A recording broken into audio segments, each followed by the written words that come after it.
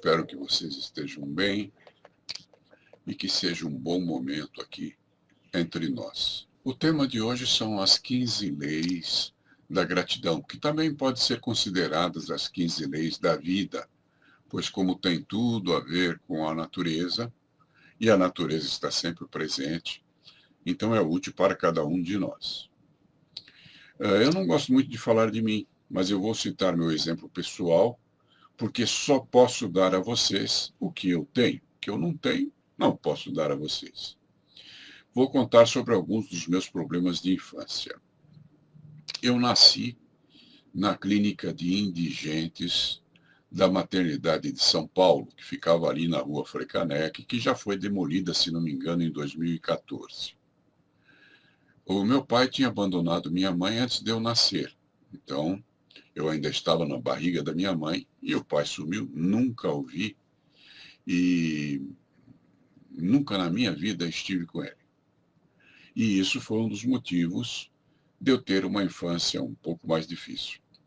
Eu nasci morto. Diz minha mãe que o médico deu lá as famosas palmadinhas que se dá no bebê e que eu não chorei.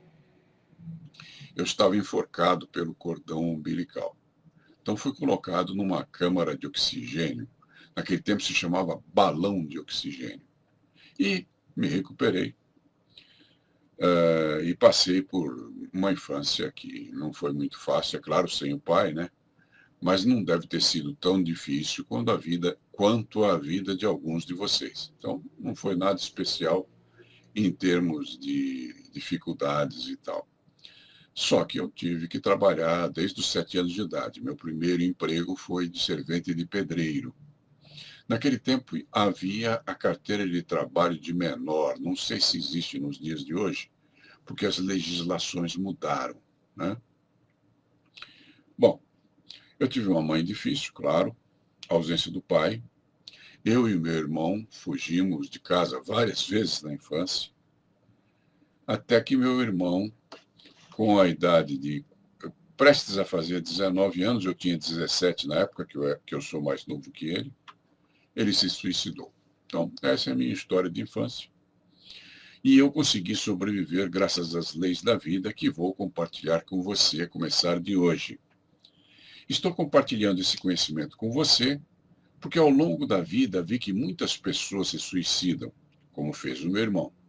E se tivessem praticado com comprometimento o que vou ensinar aqui, talvez teriam conseguido suportar os embates da vida da mesma forma que eu consegui, já que eu não sou melhor do que ninguém, certamente não sou melhor que você.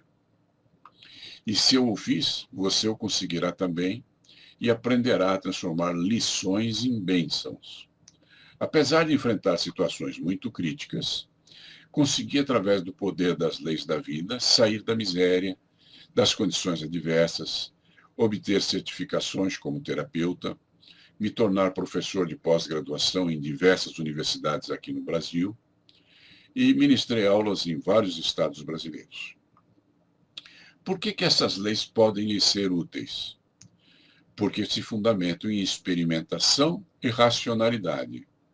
Tudo que eu passo a você aqui resulta de reflexão e aplicações práticas, tentativas e erros que serviram para descortinar a realidade do mundo e as leis que o regem. E é isso que compartilho com você. Hoje vamos estudar uma das 15 leis. Nós estudaremos todas as 15 leis no prosseguir dessa live que será realizada nas quintas-feiras, das 19 às 20 horas. A primeira lei das 15 que nós vamos trabalhar aqui chama-se Lei da Percepção. Se você for anotando à medida que for fazendo as lives, você vai ter um pequeno tratado sobre essas leis ao término dessas lives. A primeira lei é a lei da percepção. Uma parte da realidade não depende de você e não há nada a fazer. Outra parte da realidade depende de você. E o que você fizer com essa parte irá determinar se você irá conquistar uma vida feliz ou não. O que me está sendo ofertado? Pergunte-se isso a cada momento da sua vida. Qual a oportunidade que está me sendo dada e que não estou vendo, não estou percebendo ou não estou implementando? Compreender a realidade da vida à luz desta percepção é fundamental para que você consiga se sair bem. Reflita sobre isso. Então, lá de Portugal, o João Horta nos cumprimenta, e ele leu meus livros de Kung Fu lá nos anos 90.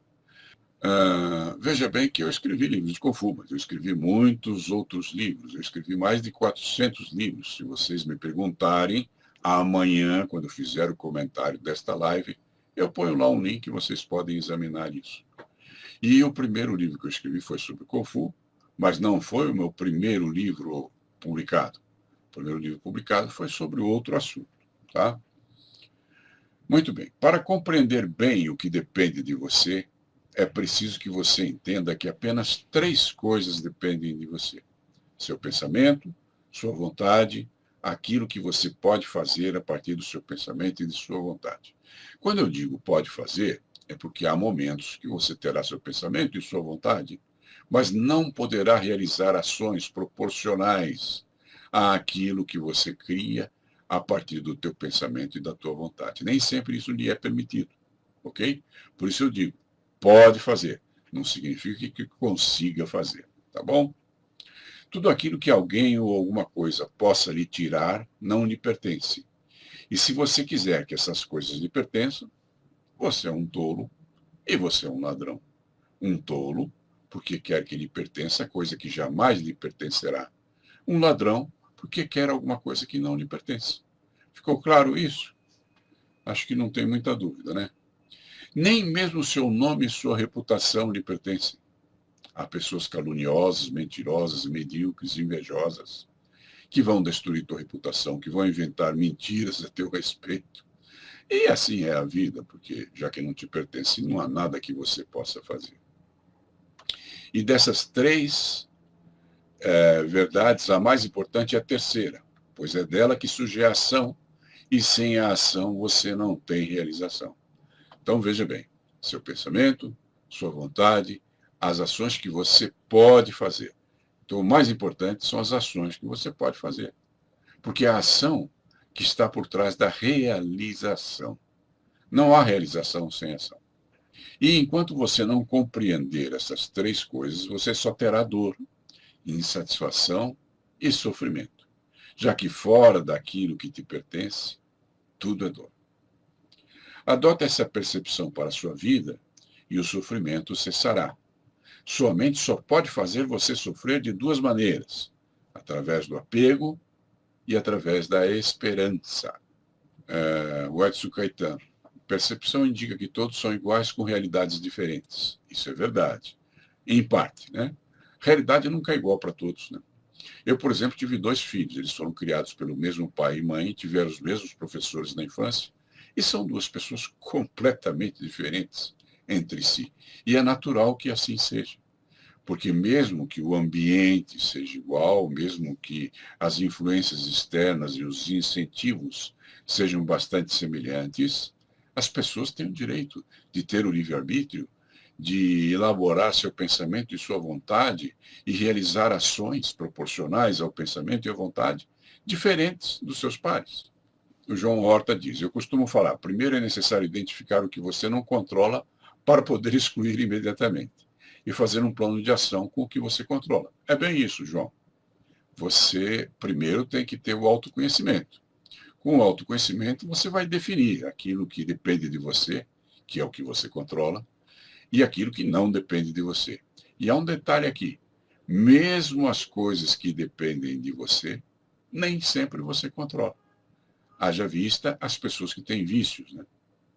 Eu tenho um vizinho aqui onde eu moro que gosta de uma cervejinha. Bom, se ele gostasse de uma cervejinha, tudo bem. Ele gosta de umas cervejinhas. E isso traz uma grande encrenca para a vida dele. Então, embora isso dependa dele, ele não consegue controlar isso. Por isso que é importante o processo do autoconhecimento. Você definir o teu lado luz, que são suas boas intenções, sua vida ética, o caminho do bem, e você definir o seu lado sombra, que são seus vícios, as coisas que você sabe que não são certas, que não são atitudes ecológicas e nem relativamente boas para a sociedade. Então, você pode diminuir a parte ruim e aumentar a parte boa. Considere que o mal não existe, o que existe é o bem. É como a luz. A luz existe e pode ser mensurada. Ela tem uma mensuração chamada de fótons. Só que não existe nada mensurável na sombra. A ciência não consegue medir a sombra, tá? Consegue medir a luz por causa dos fótons. E o que é a sombra em relação à luz? É a falta de luz. Assim também o mal é a falta do bem. Ele não é mensurável. Você pode ficar horrorizado com o mal que nos cerca nesta sociedade terrível, corrupta e cheia de problemas. Mas o bem é a única maneira de você conseguir afastar a escuridão. Existem provérbios a respeito, né? Em vez de criticar a escuridão, acenda uma pequena luz. Você vai diminuir a escuridão. E isso significa dar o exemplo. Se você tem filhos, a maior herança que você pode deixar aos teus filhos não é o dinheiro, a casa, o carro, é você deixar para eles o teu exemplo. Os antigos romanos diziam exemplum docet. O exemplo ensina. Ah, mas tem gente que fala mal de você pelas costas, pela frente. Tanto faz. Tem gente que tenta destruir a sua reputação. Claro, essas coisas não te pertencem, tá? Nem a reputação, nem o seu nome, nada te pertence, a não ser aquelas 3 coisas que eu mencionei. Então, baseado nessas 3 coisas, dê ao mundo e aos seus filhos e às pessoas que você ama o exemplo do teu proceder. O exemplo constrói, tá? O exemplo ensina. Eu mencionei que você só pode sofrer de 2 maneiras, através do apego e da esperança. E ninguém fez pergunta nenhuma, então eu entendo que vocês tenham entendido tudo. A primeira lei é a lei da percepção. Percepção é perceber. E tem gente que não consegue perceber o óbvio. Né? Por isso que há tanto sucesso entre os haters da internet, entre aquelas pessoas que ficam falando mal dos outros, criticando, né? Não consegue perceber que isso faz mal para elas mesmas, né? Isso, eu vejo gente, por exemplo, escrevendo que a China criou o coronavírus e que há um complô, um terror de implantar o coronavírus nos outros países. A pessoa que espalha essa notícia fake pode até gerar uma guerra. E se isso acontecer, morre ela e as pessoas que ela ama. A pergunta é, para que fazer isso? O que isso constrói? Bom, então, como eu disse, percepção é perceber. E tem gente que não consegue perceber o óbvio. A lei da percepção lhe ensina a conquistar uma sabedoria valiosa, mas sabedoria é muito diferente do mero conhecimento. Estou sempre dizendo isso a vocês. Conhecer é algo teórico, não é muito prático. Agora, no momento em que você pega esse conhecimento e transforma em ação, aí você começa a perceber. Aí você tem a percepção. Observe a palavra percepção. Perceber a ação. Percepção. E é só aí, quando você transforma o conhecimento em ação, que você passa a saber. Você experimentou na prática e constatou se funciona ou não. Se não funcionou, jogue fora. Funcionou, adote como regra de vida. E aí você tem a verdadeira percepção. Isso dá origem ao saber. Você constatou uma verdade, você sabe, e a soma dos saberes é que se chama sabedoria. Portanto, a sabedoria, a vivência e a ação só passa a existir quando você pratica o conhecimento até saber por si mesmo e não apenas aceitar o que os outros dizem. Então, eu faço de minhas as palavras do Buda que disse: não acredite em mim. Agora, se aquilo que eu digo você experimentar e constatar na prática que é bom e útil não só para você, como para as pessoas e para o mundo ao seu redor, então as aceite como verdade e pode usá-las como uma verdade sua, porque agora você sabe, você experimentou, praticou e constatou que é veraz, que é verdadeiro. A palavra perceber em latim vem do verbo percipio sipere, percipere. e significa conhecer por meio dos sentidos. É impossível haver percepção apenas por ouvir dizer. É preciso arregaçar as mangas e vivenciar, agir e experimentar. O conhecimento lhe oferece uma oportunidade. É a oportunidade de transformar o conhecimento em ação. Para isso é preciso fazer uma pergunta que envolva a ação. Só se percebe quando você responde a uma pergunta. Sempre lembrando, percepção é perceba a ação. Percepção. Oportunidade não é realização. Realizar ação é sabedoria.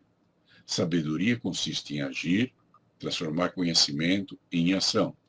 Toda ação começa com uma pergunta. Só é possível perceber através dos sentidos, mas os sentidos só percebem quando a percepção é interpretada pela mente.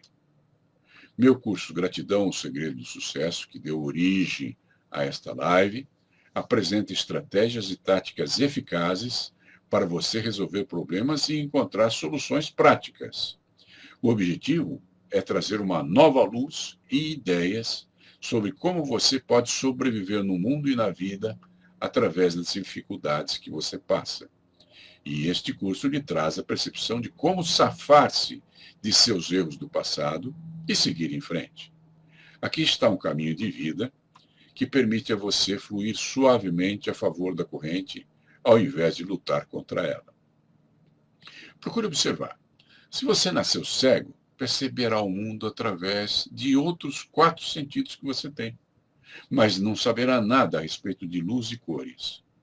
Se você nasceu surdo, perceberá o mundo através dos outros 4 sentidos que você tem, mas não saberá nada a respeito de som ou melodias.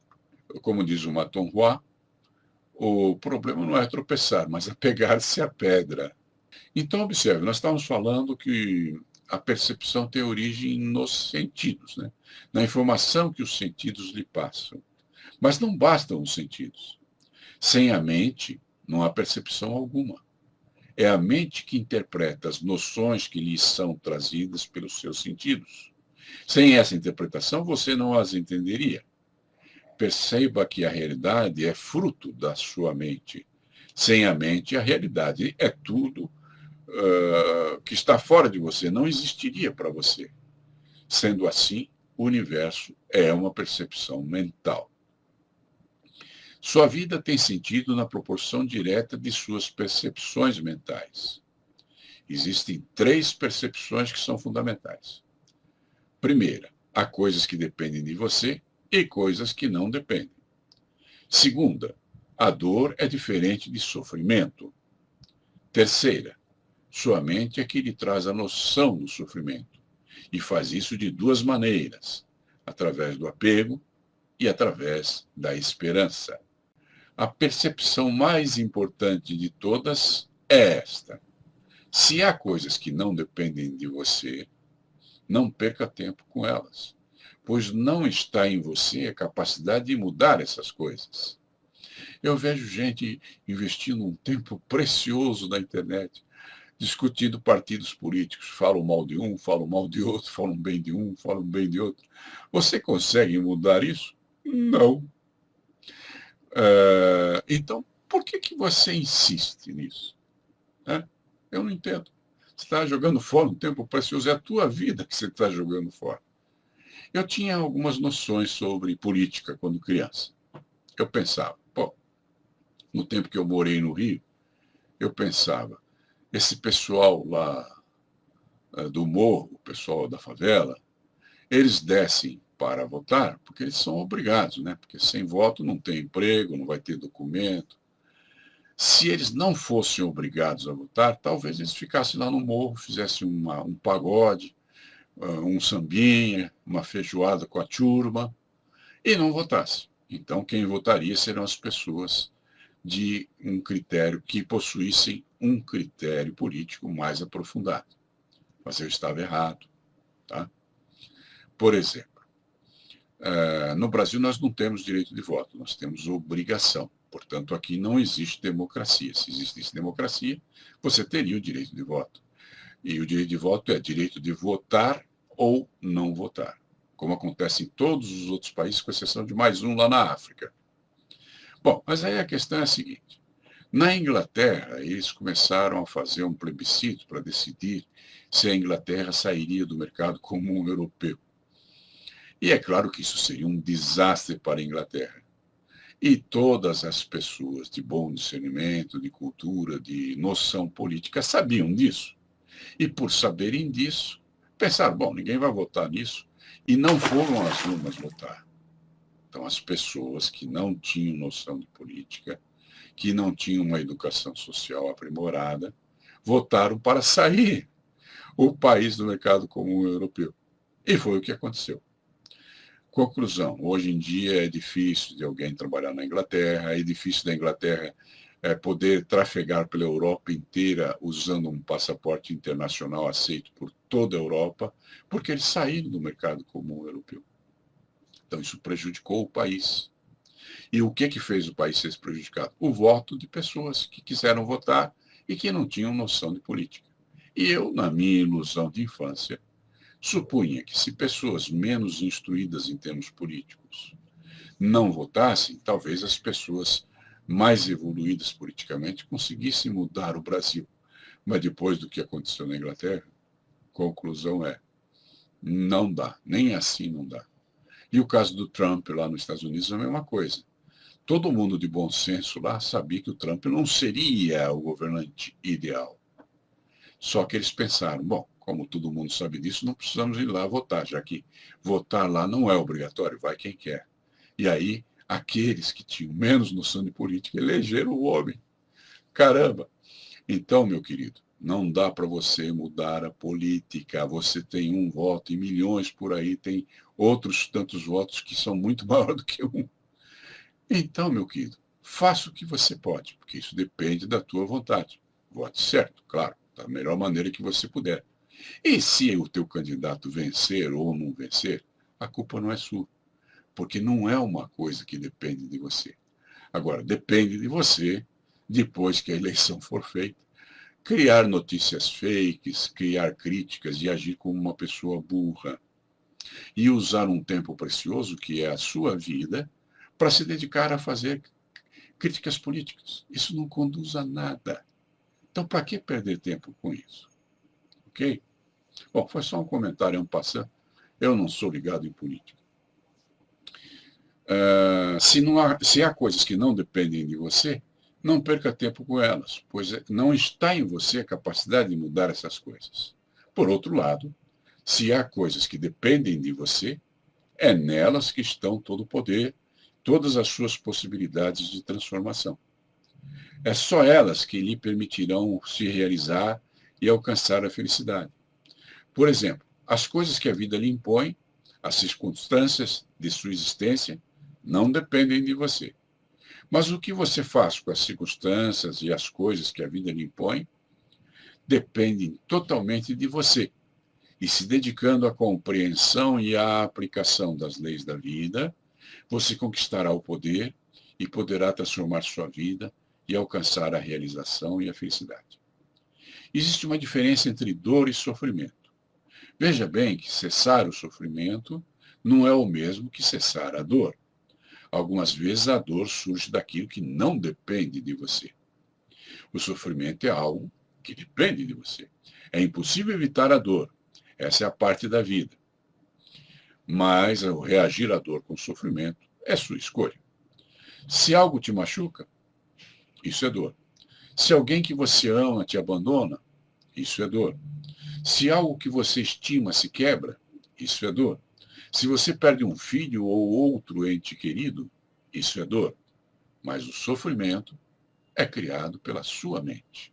É a sua maneira de interpretar a dor que faz você sofrer. O sofrimento é uma forma de sua mente lidar com a dor do machucado, com a dor do abandono, com a dor de se quebrar algo que você estima, com a dor de perder um filho ou algum outro ente querido. Machucado dói, abandono dói, algo que você estima se quebrar dói. Perder um filho ou algum outro ente querido dói, mas nada disso consegue fazer você sofrer. O sofrimento é mental, é você que escolhe. As duas maneiras que sua mente pode fazer você sofrer, vamos examinar agora. Veja bem que eu disse pode, não significa que seja bem assim. Eu não disse que sua mente faz você sofrer, mas ela pode fazer isso se você o permitir. E depende de você permitir ou não, já que isso faz parte das coisas que dependem de você. Dependendo de suas escolhas, sua mente pode fazer você sofrer de duas maneiras, através do apego e através da esperança. Batom lá, pega, mas não se apega, mesmo que seja uma regra. Beleza, Matom lá. Linda essa frase, eu preciso até aprendê-la de cor. Muito bem. Quando você tem olhos de ver e ouvidos de ouvir, a mãe natureza traz a você a verdade. Mas ela o faz através de caminhos que nem sempre são os caminhos usuais. Se você pensa que você vai encontrar um carinha aí na esquina com um ar de velho monge chinês que vai te ensinar a verdade, isso não vai acontecer. Mas as circunstâncias, os sofrimentos, as provações, as lições que a vida lhe oferece, podem lhe trazer essa luz que você tanto procura. Depende de você ter percepção. Né? Por isso que esta é a primeira lei, a lei da percepção. Certa vez ouvi uma história muito estranha que me foi contada como se fosse uma piada. Uma moça foi a uma cartomante e a cartomante disse a ela que o pai dela iria morrer naquele dia. Chorosa e sofrendo muito, ela foi para casa e contou para a mãe o que tinha acontecido. A mãe tentou consolá-la e lhe disse que aquilo tudo era mera superstição, que não devia dar muito valor ao que ouviu. Estavam as duas em casa, uma consolando a outra, quando a mãe viu o marido chegar pela janela. Ué, ela se espantou. Você veio mais cedo? O que houve? E ele disse, eu vim para um velório. Que velório? A vizinha me ligou e me disse que o marido dela morreu. Nesse momento, a mãe desmaiou. Bom, eu sei onde vai teu pensamento. Você está pensando coisas agora. E talvez você tenha razão. Mas o que importa aqui é que esta história apócrifa, provavelmente lendária e não verdadeira, elucida bem o apego. Saber que o vizinho morreu é um fato desagradável, mas faz você sofrer bem menos do que saber que seu pai morreu. Mesmo que você seja cordial e tenha amizade por seu vizinho, você não tem por ele o mesmo apego que tem por seu pai, ou que uma mulher possa ter por seu amante. Vamos a outro exemplo. Um homem acaba de comprar um maço de cigarros novinho e colocou no bolso do casaco.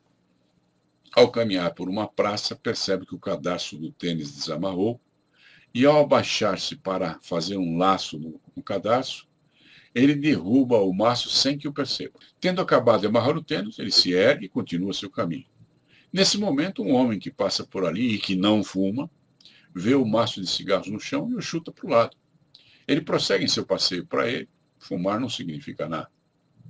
Logo mais chega um homem que fuma, e ao encontrar o maço novinho no chão, fica alegre e avalia seu dia como sendo um dia de sorte. Enquanto isso, lá na frente, o homem que perdeu o maço resolve fumar e, ao procurar o maço nos bolsos do casaco, descobre que o perdeu. Ele sofre com isso e pensa, poxa, que azar. Note que o sofrimento dele se deve ao apego que ele tem pelo cigarro. Não é a perda do maço de cigarros que lhe causa dor. Se ele não fumasse, não sentiria dor nenhuma em não ter um maço de cigarros. Note que a alegria de quem encontrou o maço se deve ao apego, ao prazer que ele tem ao ato de fumar, e não ao fato de ter achado um maço de cigarro. Ele achar ou não um maço de cigarro só tem valor se ele gosta de fumar. Se ele não gosta, não tem valor nenhum. É interessante, né, que a pessoa que ama fumar, quando perde o maço, sente dor. É a dor do apego. A pessoa que não gosta de fumar, se ele encontrar um maço novinho de cigarro, não sente dor nenhuma, porque não há apego ao ato de fumar. O apego é uma das causas da dor. O apego tanto pode lhe trazer alegria como dor, nesse exemplo que eu lhe dei. E a falta de apego é indiferente. Se você não fuma, encontra um maço de cigarro novinho, não tem nenhum sentido para você. Você pode chutar para o lado. Você não ter apego em encontrar um maço de cigarro não te faz sofrer nem se alegrar. O apego é uma das duas maneiras que a mente pode usar, se você permitir, para lhe causar o sofrimento. Muito bem. Aqui temos uma pergunta vinda do Japão. Gustavo Badiotto, que mora lá no Japão. Ele morava em Nagoya, agora, se não me engano, está em Tóquio. É um rapaz brasileiro, lá do Rio Grande do Sul, bem alto, grandão, muito amigo da gente. E ele faz uma perguntinha que não é nada fácil. Como se livrar dos apegos? Ok. Bom, primeiro você tem que ter autoconhecimento, pensar o que traz esse apego para você, por que você tem esse apego, por que você cultiva esse apego em vez de cultivar algo que seja mais útil para você, né? Então, por exemplo, eu quando era criança não gostava de tomate, hoje eu adoro, né? Claro, a gente vai mudando na vida, né? Mamãe obrigava a comer vegetais. Que criança que gosta de vegetal? Eu não gostava. E eu me lembro que uma vez o meu padrasto se distraiu, eu peguei a couve que estava no meu prato e pus no prato de couve, de volta, na travessa de couve. Só que ele não era besta, ele olhou e viu que na couve que eu tinha posto no prato de couve foi um grãozinho de arroz. Então ele pegou aquele 1,5 kg lá de couve e pôs tudo no meu prato e eu tive que comer tudo. Era assim que se educavam crianças antigamente. Hoje em dia, difícil, né? E aí o que acontece? Hoje eu adoro vegetais, sinto falta deles, né? Sei como eles são saudáveis para a minha saúde. Então, quando você tem apego a um estilo de alimentação, digamos como exemplo, que seja diferente ou distinta daquela que lhe faz bem, não se obrigue de uma hora para outra a mudar sua alimentação, mas vá mudando aos pouquinhos, tá? Eu acredito muito no princípio do 1%. Eu já ensinei isso em todos os meus cursos. E em que consiste? Se você melhora em relação a algo que você quer aprender ou incluir em sua vida apenas 1% por dia, mas faz isso inexoravelmente todos os dias da sua vida, em um ano você estará 365 vezes melhor do que está hoje. O ano tem 365 dias. Se você se dedicar a melhorar 1% ao dia, daqui a um ano você estará 365 vezes melhor. Ou, no mínimo, 3,5 vezes melhor do que você é. Porque 365 é 3,5 vezes em relação a 100%. Ok? Então, aí está o grande segredo de você se livrar do apego. Faça um pouquinho cada dia. Eu tenho um amigo que já faleceu em fevereiro, se livrou da coronavírus, ele tinha 93 anos. Morava lá em Florianópolis, o doutor Osmar de Andrade Farias, grande amigo meu. E o Osmar, que era médico e fumava, um belo dia resolveu parar de fumar. Parou de fumar de uma hora para outra. Nunca sentiu falta. Mas tem gente em que o apego se tornou tão visceral que é muito difícil para essa pessoa parar de fumar. Então diminua. Minha mãe, por exemplo, fumava 4 maços de cigarros por dia, que a mataram. Ela morreu disso, né? Mas se você fuma, digamos, 2 maços, passe a fumar 2 maços menos um cigarro hoje, 2 maços menos um cigarro amanhã, 2 cigarros amanhã, até que um dia você cessou. Teu corpo se habituou e talvez você consiga evitar esse apego por mais tempo. Então, a ideia de você se livrar do apego é não tente mudar tudo de uma vez, porque você não é o doutor Osmar de Andrade Faria. Poucas pessoas têm essa força de vontade. Mas mude um pouquinho a cada dia em direção ao caminho do bem e você irá se livrar do apego.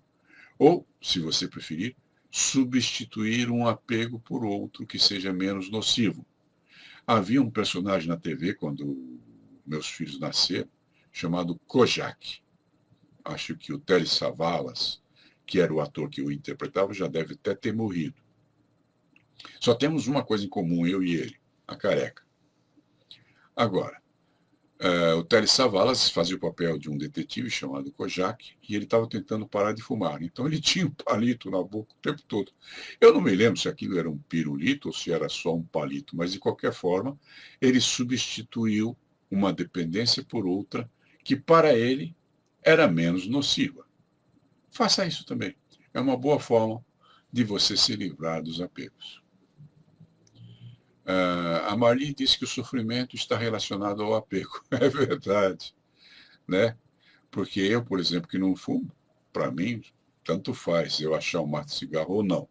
Mas se você fuma e você é privado daquilo que você gosta, então isso implica em sofrimento para você. Ok? Bom, isso todo mundo sabe, né? Aqui diz, por que sempre passamos pelo sofrimento? Não, o que você sempre passa, Márcio Ferreira, é pela dor. A dor não há como evitar, faz parte da vida. Agora, o sofrimento é uma escolha. Se você está passando pelo sofrimento, procure ver por que a sua mente escolhe sofrer, em vez de encarar a dor como uma realidade da vida e escolher alguma outra coisa que substitua o sofrimento para que você tenha uma vida melhor. Tá bom? Maton Juan, o apego no cigarro é um suicídio a longo prazo. É verdade. E você vai constatar uma coisa que é verdade também. Às vezes o seu avô fumava e viveu muito mais do que o seu pai que não fumava. Às vezes uma pessoa comia gordura e nunca teve problema de infarto.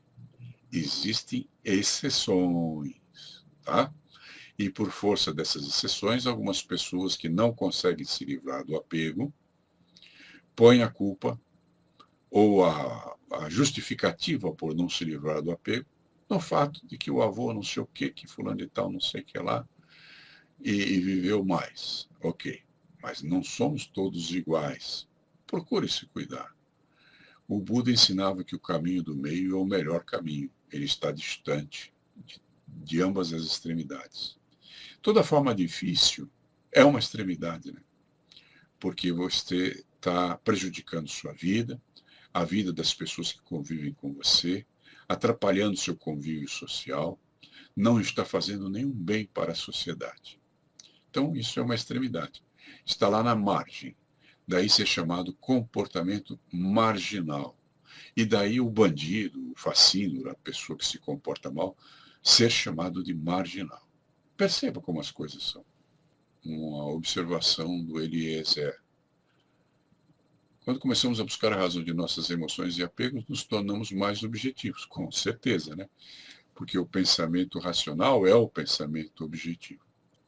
Erilson França, ele diz, boa noite a todos. Acredito que o vício só é largado quando o viciado recebe um choque de realidade do seu eu, enxergando assim um sentido para a sua vida. É a minha opinião. Ok, Erilson, você não está errado. Eu tenho observado que a maioria das pessoas que se libera do vício leva algum tranco da vida e aí toma juízo, né?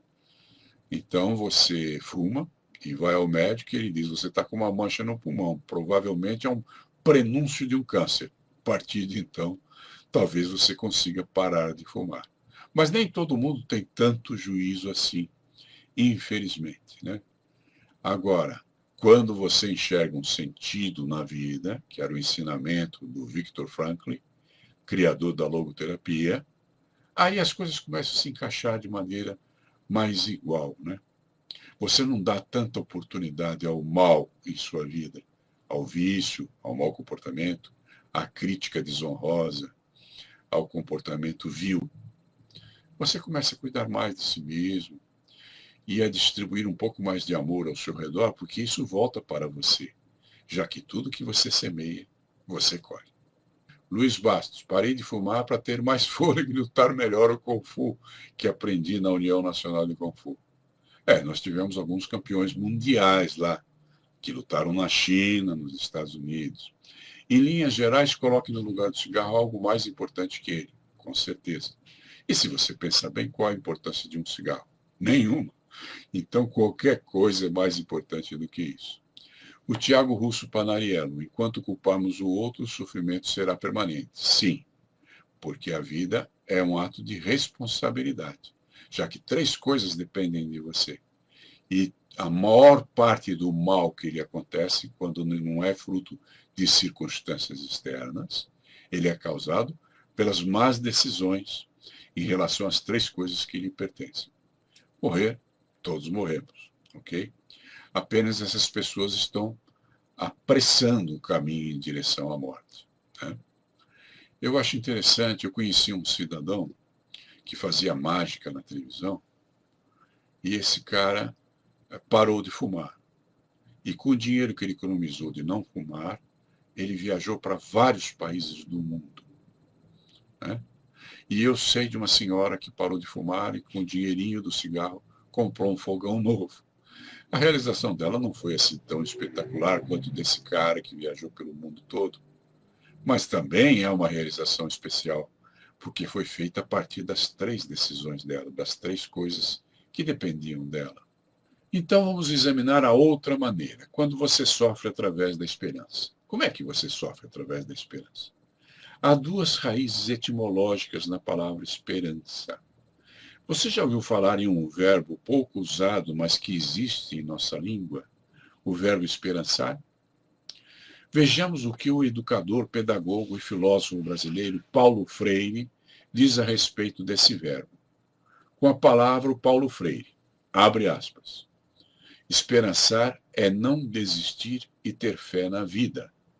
É preciso ter esperança, mas ter esperança do verbo esperançar. Porque tem gente que tem esperança do verbo esperar. E esperança do verbo esperar não é esperança, é espera. Esperançar é se levantar, esperançar é arregaçar as mangas, esperançar é ir atrás, esperançar é construir. Esperançar não é desistir. Esperançar é levar adiante. Esperançar é juntar-se com outros para fazer de outro modo. Fechar aspas. Ou seja, esperançar é agir. Esperançar é esperar. Esperança, sem ser esperançar, é esperar sem fazer nada, esperando que as coisas caiam do céu. Evite isso. Para quem não tem muita noção sobre a palavra esperança, ela surgiu numa lenda grega, a lenda de Pandora. Dizem que os deuses deram a uma jovem chamada Pandora uma caixa que continha todas as mazelas humanas. E disseram a ela, nunca abra essa caixa. E é claro que a primeira coisa que ela fez foi abrir a caixa. E aí as mazelas humanas saíram para fora e ficou lá no fundo a esperança. Ela conseguiu fechar a caixa antes que a esperança saísse. E eu fico aqui a me perguntar, se aquela caixa continha as mazelas humanas e a esperança estava lá, o que você conclui? A esperança era e ainda é uma das mazelas humanas. Então não se dedique a ter esperança no sentido de esperar. Procure se lembrar das palavras do Paulo Freire e cultive o verbo esperançar, que significa você fazer a sua parte, você agir, você arregaçar suas mangas, você correr atrás, você pagar o preço, você se dedicar, você se esforçar, você se sacrificar para ter tudo aquilo que você merece conquistar. E aqui eu vou mais uma vez mencionar o significado da palavra sacrifício. A palavra sacrifício vem do latim sacrificare, ou seja, tornar sagrado. Você torna sagrado suas atitudes, suas ações, quando você percorre o caminho do bem com a intenção de algum tipo de realização. Autotransformação, autoconhecimento, ajudar o próximo, servir, são razões suficientes para isso. Como a maioria das pessoas não pratica o esperançar e prefere praticar a esperança, é preciso que saiba que a esperança é uma das duas maneiras com que sua mente faz você sofrer. Mas ela só faz isso se você o permitir. Aprenda a diferença entre esperançar e ter esperança. E tire a esperança definitivamente de sua vida. Como afirma Paulo Freire, esperançar é viver uma vida otimista, levantando-se, correndo atrás da realização de seus sonhos, construindo até que a realização final apareça, seja conquistada, sem desistir. Mas ter esperança é cruzar os braços e esperar que o que você deseja aconteça. É uma atitude passiva que não conduz a nada. Esperança de esperar que algo aconteça é passivo. Esperançar de arregaçar as mangas e ir atrás é ativo. Uma induz a zona de conforto e a outra a ação. Evite isso e sua vida vai começar a se transformar. Aqui o Reginaldo Nakazawa cita como exemplo o Bruce Lee. E tem razão, né? O Bruce Lee é um rapaz que se esforçou, né? Se vocês conhecem a vida dele, vocês certamente conhecem, porque já fizeram vários filmes, né? Ele foi para os Estados Unidos para ter o reconhecimento da sua nacionalidade, porque ele nasceu em São Francisco, ele é americano, ele não é chinês, só que ele só poderia ser reconhecido lá como um cidadão americano se ele comparecesse lá até os 18 anos de idade. E ele voltou lá sozinho, quando tinha quase 18 anos de idade, e foi trabalhar, inclusive, num restaurante como garçom, e comeu o pão que o diabo amassou, teve que se esforçar, se dedicar, construiu-se a si mesmo. Ele tinha uma pequena noção do estilo 21, ele não terminou o ensino desse estilo. Ele trabalhou o que ele sabia desse estilo e criou o estilo dele, que ele chamou Jeet Kune Do, e tornou-se a lenda que nós conhecemos. Ele se fez a si mesmo. Ele não cultivou a esperança, ele cultivou o esperançar. Ele se esforçou, pagou o preço, fez o esforço necessário, ele fez o sacrifício que precisava fazer e tornou-se uma lenda, que até hoje nós estamos aqui falando dele, ele já morreu há tanto tempo. Ele hoje teria 80 anos, mais ou menos, quase 80, faria este ano 80 anos. Ok? E ele morreu como um herói, na juventude ainda, e dando um exemplo bacana para muita gente. Ele não era uma pessoa fácil, né? Eu conheço muito da história dele e escrevi até um livro sobre isso. E o Bruce era uma pessoa irritada, uma pessoa difícil de lidar, mas ele tinha um coração bom, né? E isso é o que importa, você trilhar o caminho do bem. E foi o que ele fez, na medida do possível, na medida das forças dele. A Marício diz aqui que esperança de ganhar na loteria. Pois é. Não é esperançar, né? É só esperança. Agora, você sair e lutar, talvez você ganhe mais do que você ganharia na loteria, porque depende de você. É parte das 3 coisas que dependem de si. Muito bem. Compreenda que a esperança diz a seu subconsciente que você não tem 3 coisas. Muita atenção agora. Primeira das coisas que você não tem o conhecimento que precisa ter, porque se tivesse, você não precisaria ter esperança.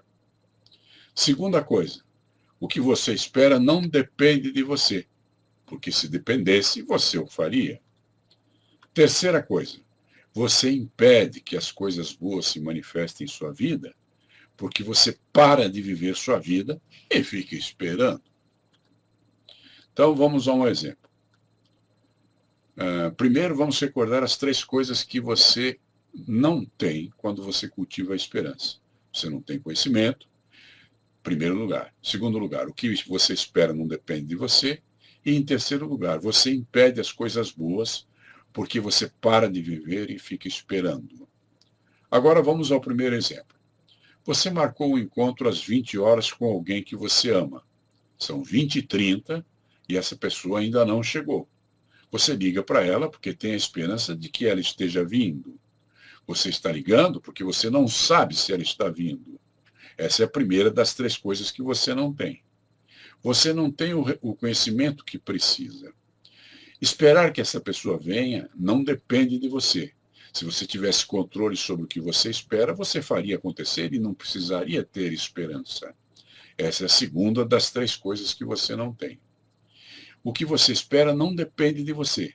Esperar por algo que não depende de você coloca nas mãos dessa outra pessoa conseguir o que você quer. Isso é parte das coisas que não dependem de você.